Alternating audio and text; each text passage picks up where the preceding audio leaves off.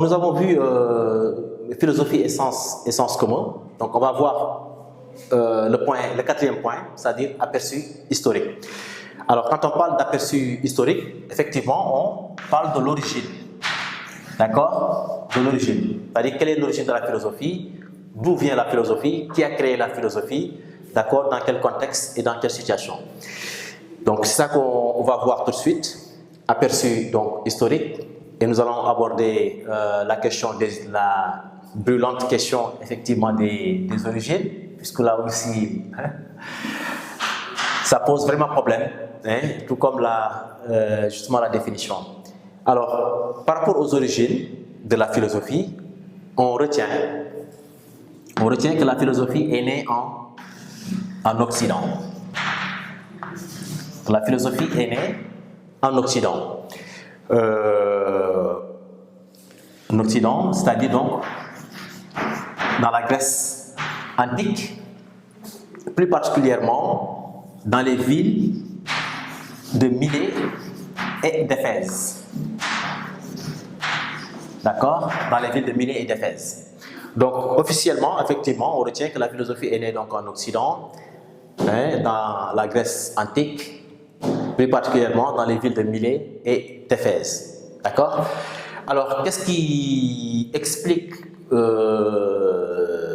cette naissance, effectivement, la naissance d'une telle discipline dans cette société grecque? Alors, pour beaucoup, c'est parce qu'il y a eu effectivement des bouleversements, d'accord? Des bouleversements économiques, politiques, sociaux, culturels, qui ont fait que justement la société grecque à un moment donné était confrontée à d'énormes problèmes, et cela a poussé aux hommes, d'accord, d'une certaine façon de créer une révolution culturelle.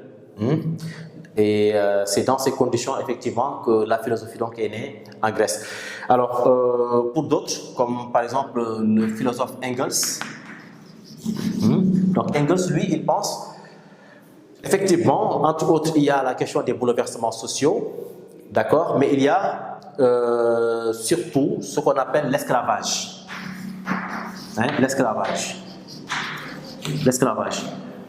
Donc pour Engels, c'est l'esclavagisme qui a créé les conditions de l'émergence de la philosophie en Grèce. Entre autres, par exemple, il pense que, d'ailleurs, si vous regardez les villes effectivement de la Grèce antique, donc c'était des villes extrêmement jolies, où il y avait des monuments, il y avait toutes sortes effectivement de bâtisses.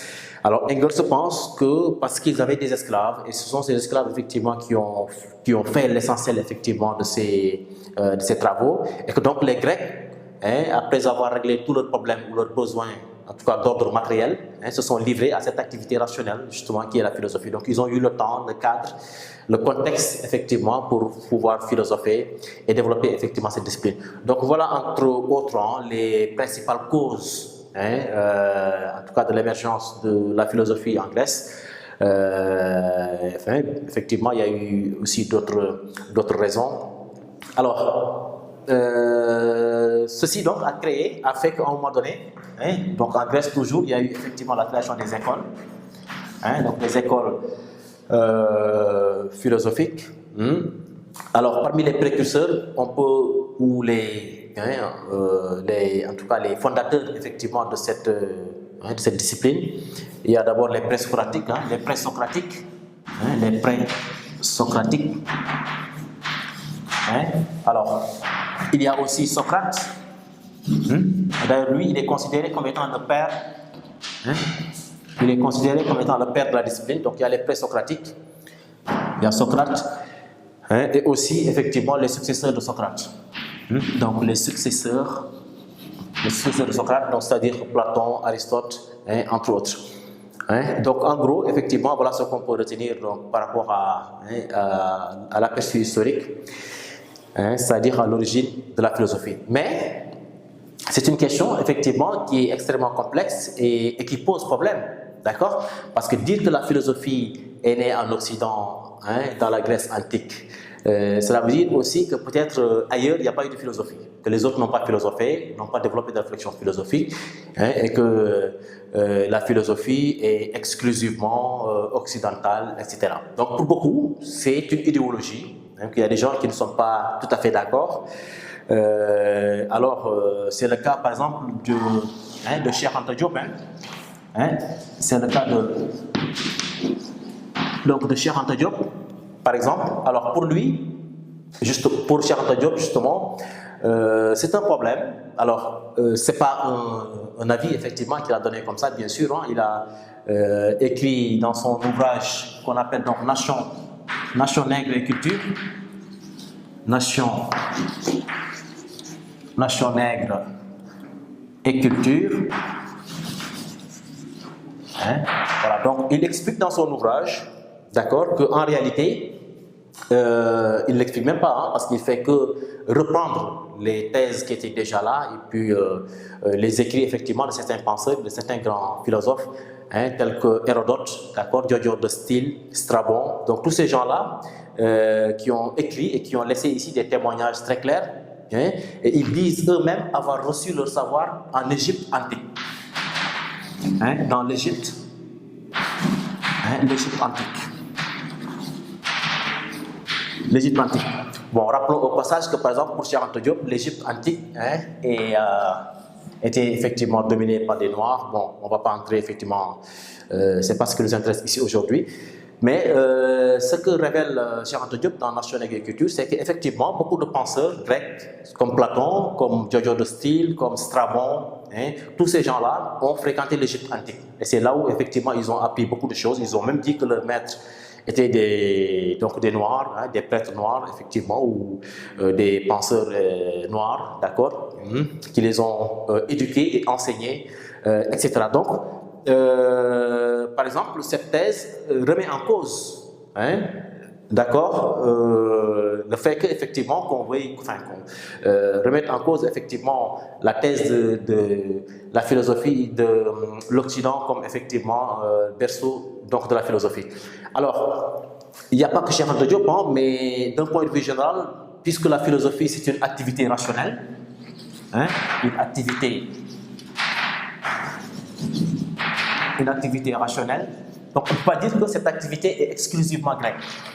D'accord? Donc de tout temps, les peuples ont réfléchi, les peuples ont développé effectivement des réflexions philosophiques par rapport à leur situation, par rapport à leurs conditions d'existence, par rapport à leur vie. Et d'ailleurs, aujourd'hui, on oppose par exemple philosophie orientale, on dit philosophie orientale et philosophie occidentale. Alors que si on regarde bien, la philosophie orientale est, on peut même dire, est antérieure. La philosophie orientale est antérieure à la philosophie occidentale. Parce que quand on parle de philosophie orientale, on parle donc d'hindouisme, on parle de bouddhisme, on parle de confucianisme. Et tous ces gens-là, donc, tous ces courants, d'accord, avaient développé une vision ou des visions philosophiques qui ont existé bien avant, en tout cas, bien avant que des philosophes grecs, effectivement, développent ces points de vue. D'accord? Par exemple, si on prend le cas de Confucius, le grand Confucius, par exemple, tout l'enseignement de Confucius ou toute la doctrine de Confucius se fonde sur une notion extrêmement importante qu'on appelle donc la vertu. Et on a vu qu'avec Socrate, quand on faisait effectivement l'historique sur la philosophie, donc l'historique de la pensée philosophique, on a vu que la philosophie antique était dominée par des questions de vertu. Or, toutes ces notions, donc ces concepts, avaient été développés par d'autres gens, comme j'ai dit, comme Confucius, mais aussi dans l'hindouisme, on a aussi effectivement, ou même dans le bouddhisme, des courants de pensée, effectivement, qui développaient plus ou moins, d'accord, des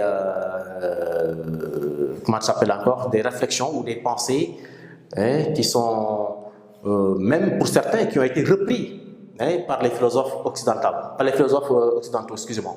Alors, je peux même, par exemple, prendre, si je ne me trompe pas, l'exemple de Pythagore, donc du penseur Pythagore, qui disait, par exemple, lui-même avoir fréquenté le prophète Zoroastre ou le philosophe Zoroastre, Hein, d'accord? C'est juste un exemple. Hein? Donc il dit avoir reçu même beaucoup d'enseignements, beaucoup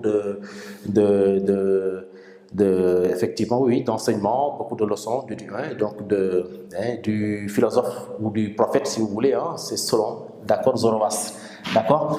Donc, c'est ça aussi, effectivement, le problème, parce que tous les peuples ont développé des pensées et des réflexions purement philosophiques. C'est vrai qu'en Grèce, il y a eu, à un moment donné, une vraie séparation entre la mythologie, la théologie et la philosophie, et on va dire la raison, d'accord? Ils ont commencé à se poser des questions concrètes et apporter des réponses concrètes, hein, plus ou moins, sans pour autant se baser sur, comme j'ai dit tantôt, les mythes pour expliquer effectivement certaines choses. Donc, dire que la philosophie est née en Occident, d'un certain point de vue, ça peut poser problème, d'accord? Mais quand même, la convention ou la thèse officielle, effectivement, retient l'Occident comme le berceau, effectivement, de la philosophie, d'accord, plus précisément en Grèce, d'accord, notamment dans les villes de Milet et d'Éphèse. Mais de façon générale, si on pousse la réflexion, on se rend compte, effectivement, que la philosophie a existé bien avant qu'elle ne soit bien avant l'Occident ou l'avènement même pratiquement de la Grèce antique. Donc voilà en gros ce qu'on pouvait donc retenir sur ce point.